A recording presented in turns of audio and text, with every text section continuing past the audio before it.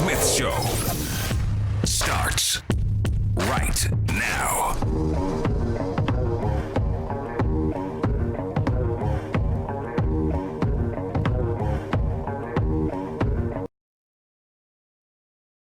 Human being.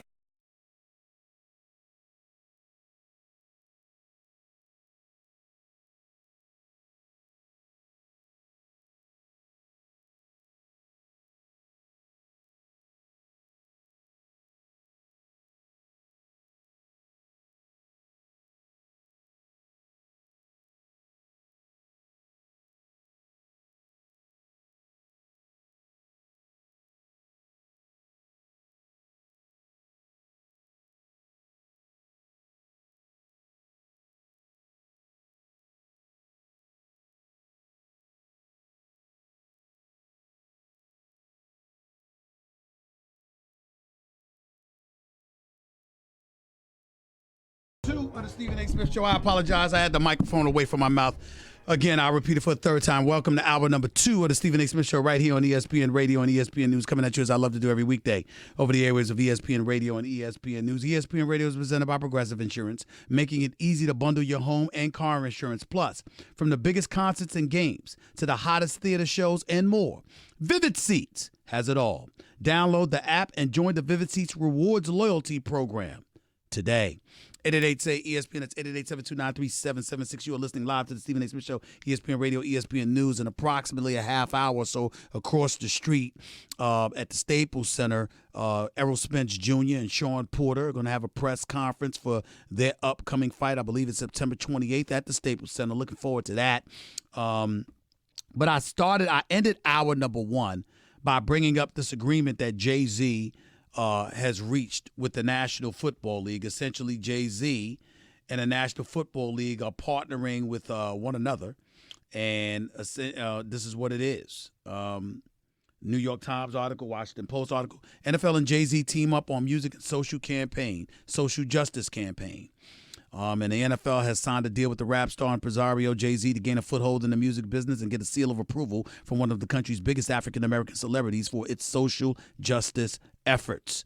The deal with Roc Nation, a rappers, entertainment, and sports company, calls for the firm to be the NFL's live music entertainment strategist, a role that will see Roc Nation and Jay-Z consulting on entertainment, including the Super Bowl halftime show, and contributing to the league's activism campaign, Inspire Change.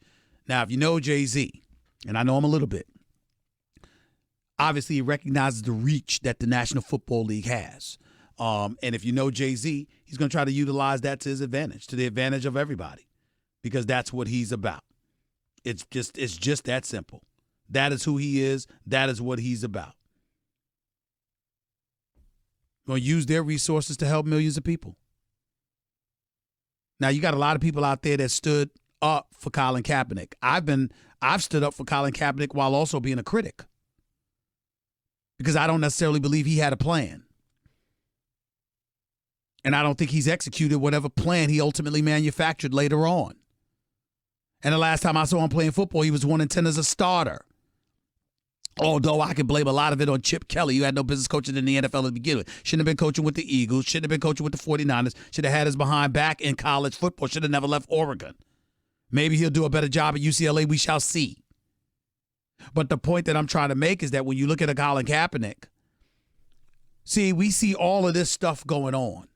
We see all this attention being brought to bear about Colin Kaepernick and the repercussions. We still see him putting stuff out in social media, showing him working out, how he's still ready to play, et cetera, et cetera. So the insinuation, if not the flat-out statement, is that I still am being blackballed. I can't get a job. No surprise there.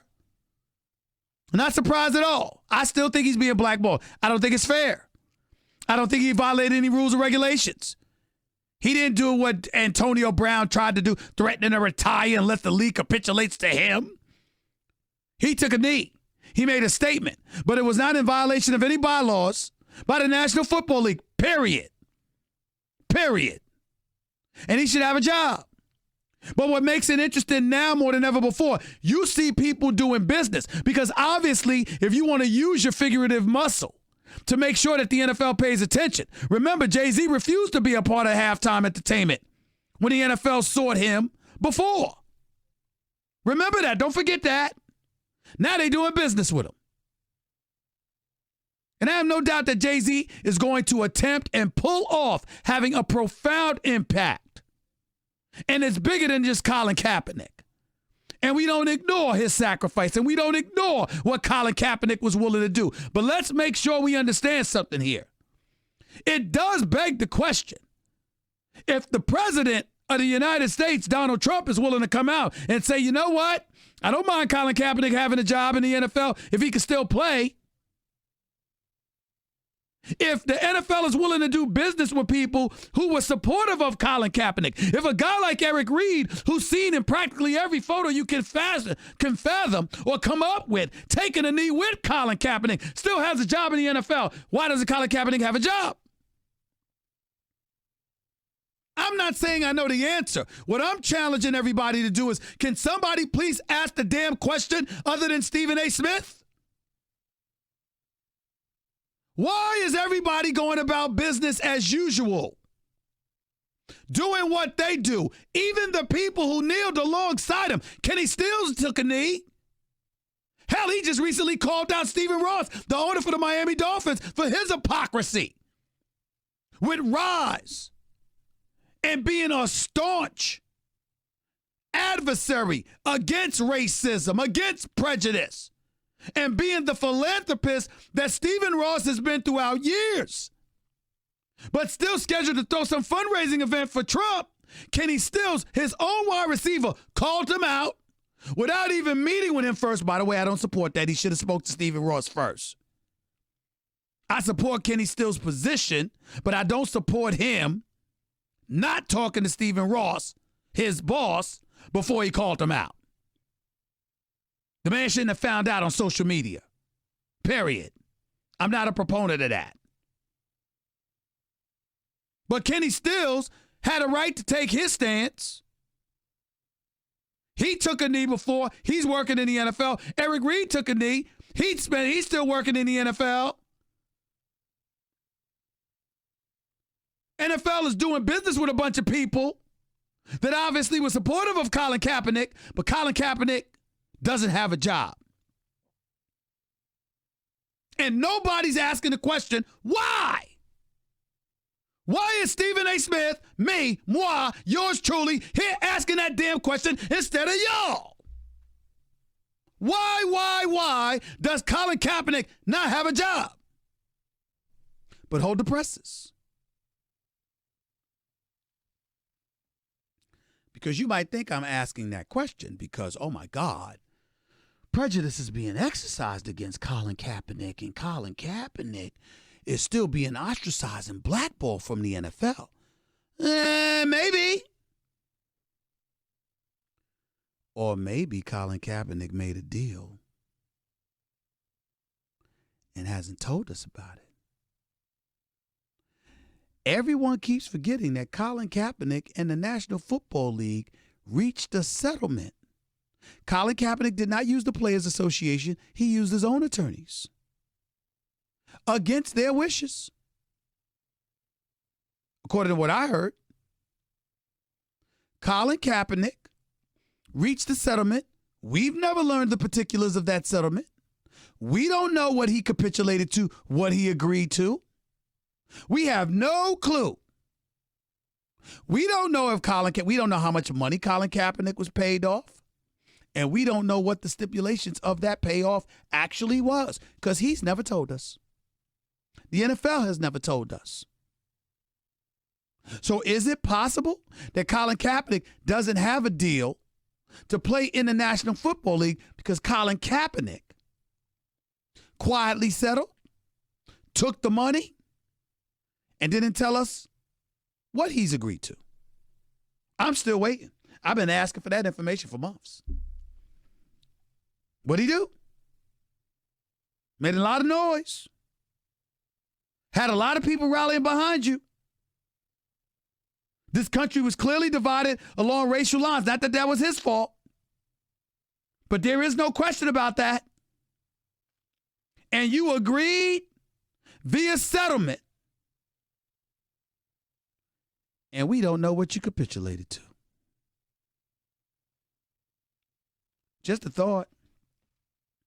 Thought worth inspecting. No question about that. Because inquiring minds damn sure would like to know. I know I would. 888-SAY-ESPN. That's 888-729-3776. But congratulations to Jay-Z and Rock Nation. They making big things happen. And I can tell you something, one thing I know about Jay-Z. Jay-Z ain't in anything just for the money. He's always going to try to make an impact and a difference in some way. And I have no doubt that in partnership with the National Football League, he will do exactly that. And by the way, I don't expect any more boring halftime shows because Jay-Z don't do boring. 888-SAY-ESPN. It's 888-729-3776. You're listening live to the Stephen A. Smith Show, ESPN Radio, ESPN News. Let me get back to this whole Rich Paul rule because a lot of people may have missed this. The NCAA came down with a ruling at the recommendation of a select committee. And that ruling called for ostensibly several things, but more importantly than anything else, agents being required to have a 4-year bachelor's degree. Well, LeBron James took to social media to speak out adamantly against this because his position was, as he called it, the Rich Paul rule. You're doing this to keep guys out like him because Rich Paul has established himself as a bona fide big-time agent in this business. Rich Paul represents not just LeBron, his buddy, via Clutch Sports, but Rich Paul also represents Ben Simmons. He represents Draymond Green. He represents John Wall. He represents various other clients, J.R. Smith, Tristan Thompson, and others. He's represented all of these guys and continues to do so. Rich Paul does not have a bachelor's degree. And so while the NCAA stipulated this, everybody was in an uproar because, once again, it's the NCAA coming across as hypocritical and exploitative because they're thinking about themselves and not thinking not nearly as much as they should about these kids. That's what the perception was. Because you got a lot of kids from disenfranchised communities throughout this nation who happen to be minorities, a la black, and the people they associate with and the people that they trust to lead and guide them aren't always necessarily individuals with college degrees. So it was really, really problematic for them. It was very, very problematic for them that you would come to them, that you try to make sure that these kids are associating with somebody that has a 4-year degree. Because as numerous agents have proven, you don't have to have a 4-year degree, college degree, in order to be an astute agent. You got to be somebody that knows the business, that's in good standing with the Players Association for the National Basketball Association, or if you were a football player for the National Football Players Association. But if you're in good standing with them, that should be enough. Well, the NCAA took that into consideration and modified its ruling by omitting the requirement that you have to have a 4-year degree in order to be an agent. Here's what everybody missed. There's a commission on college basketball. And it reads here, NCAA, you can go to their webpage. The Commission on College Basketball has been established by the NCAA Board of Governors, Division I Board of Directors, and the NCAA President to fully examine critical aspects of Division I men's basketball. The Commission is strongly encouraged to identify bold legislative policy and structural modifications to improve the integrity of our processes and the well-being of our student athletes. Further, the boards stand ready and are committed to implement appropriate, meaningful, and lasting changes. Specifically, the Commission will focus on 3 areas. A, the relationship of the NCAA National Office member institutions, student athletes, and coaches with outside entities. Okay. B, the NCAA's relationship with the NBA and the challenging effect the NBA's so-called one-and-done rule has had on college basketball, including how the NCAA can change its own eligibility rules to address that dynamic. And C, creating the right relationship between the universities and colleges of the NCAA and its national office to promote transparency and accountability. Ladies and gentlemen, here's the part that everybody missed. When everybody was talking about race, the Commission on College Basketball is composed of the following. The chairperson of the committee is Dr. Condoleezza Rice, the former Secretary of State for the United States of America, former provost for Stanford University as well. She was the 66th United States Secretary of State. Mary Sue Coleman, President, Association of American Universities. Jeremy Foley, Athletic Directors Emeritus, University of Florida Atlanta Athletic Association. Jeffrey A. Hathaway, Vice President, Director of Athletics, Hofstra University. Grant Hill, former NBA player, NBA star at Duke, owner, Vice Chairman, Atlanta Hawks. Reverend John L. Jenkins, President, University of Notre Dame.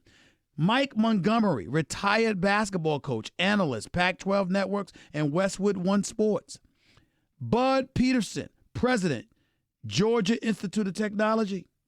Chair, NCAA Board of Governors. David Robinson, the Admiral, former star for the San Antonio Spurs. Founder, Admiral Capital Group. Gene Smith, Senior Vice President and Wolf Foundation and Dallas Athletic Director, Ohio State University. John Thompson III, Board of Directors, National Association of Basketball Coaches. And, of course, a Catherine Rumiere, I think that's how you pronounce it, former White House counsel, partner in Latham and Watkins LLP. Let me tell you what I do know. John Thompson III is black. Gene Smith is black. Grant Hill is black. David Robinson is black. Condoleezza Rice is black. That's the committee that gave the recommendation to begin with. Now, they may have made modifications once the heat came down, and a lot must have gone into it. Ladies and gentlemen, they may have gotten it wrong. But you do realize the people that were out there, quick to point out how the NCAA was engaging in pseudo-racial discrimination. Ladies and gentlemen, that recommendation, what the NCAA attempted to implement was a recommendation by that committee, rife with black people on it. Are we going to talk about racism now? See, these are the things that we got to be careful about. They might have gotten it wrong. But with the NCAA, we were making the argument that their heart wasn't in the right place, when in fact the recommendation was given to them by somebody else, whose heart I know was in the right place. I know Grant Hill. I know the Admiral a little bit. I've heard a lot of great things about Condoleezza Rice. John Thompson III, don't get me started with the Thompson family and the contribution that they have made to college basketball across the board. Father and sons, they're great people. Don't tell me their heart wasn't in the right place. So yes, it needed to be modified. Yes, it needed to be corrected. Yes, people had a beef with it, and I understand that. But it's incumbent not upon just y'all, all of us, including me, just to be a little bit more careful when we're willing to throw out the race card.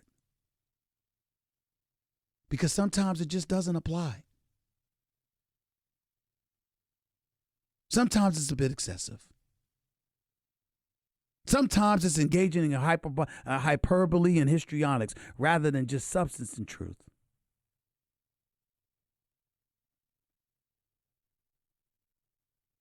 It's just that simple.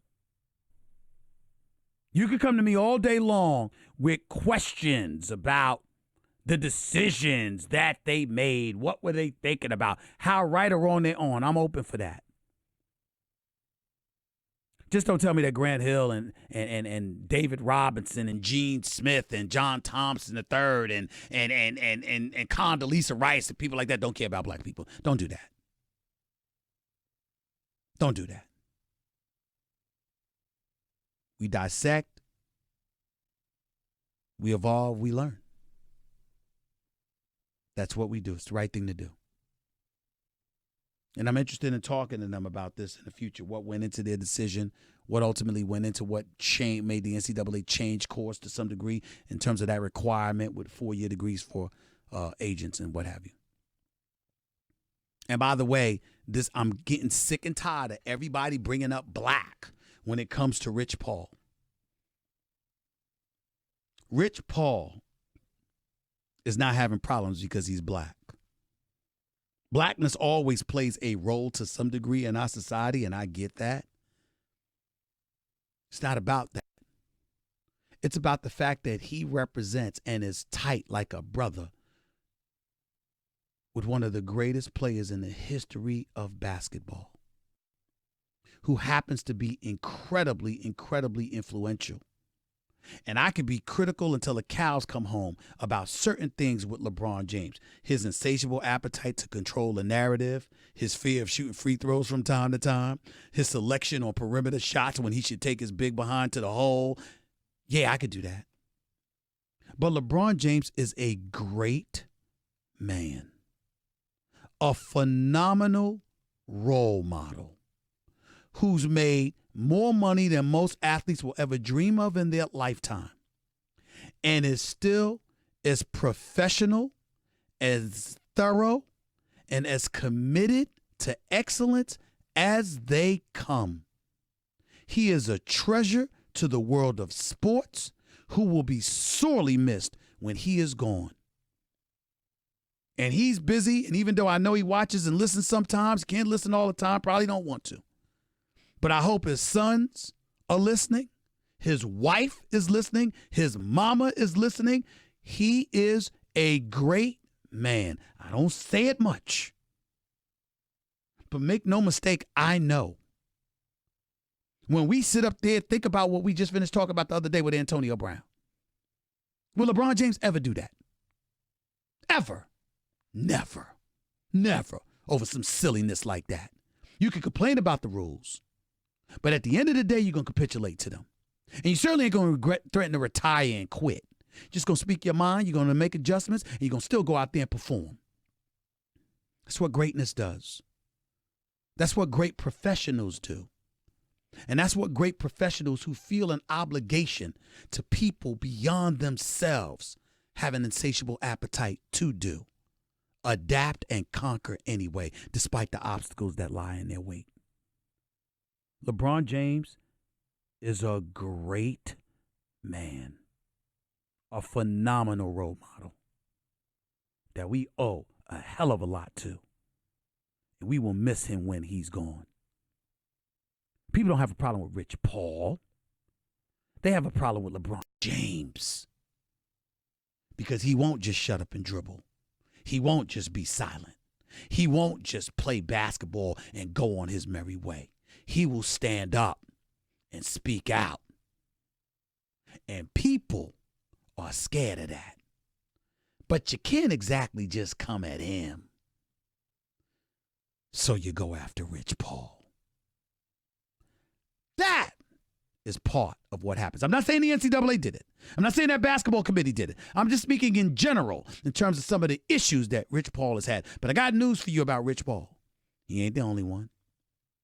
Henry Thomas, God rest his soul, former super agent for D. Wade, Chris Bosh, and others. Wonderful man. Love him dearly. Miss him too. Great agent. He had those issues.